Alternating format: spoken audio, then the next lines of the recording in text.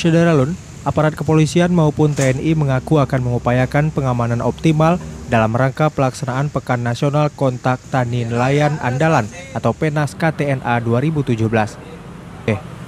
Pengamanan tak hanya diberlakukan pada acara PENAS KTNA, tetapi juga terhadap lingkungan tempat peserta menginap.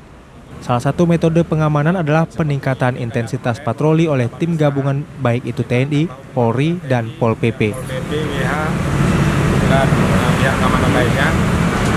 Di samping anggota yang kita plot, kita juga melakukan patroli yang kita tingkatkan. Kalau biasanya sehari 2-3 kali bisa kita tingkatkan dengan gabungan TNI bisa sampai 5 kali. Selain pengamanan, dalam waktu dekat pihak terkait juga akan melakukan penertiban terhadap pengemis dan gelandangan di seputaran kota Banda Aceh dan Aceh Besar.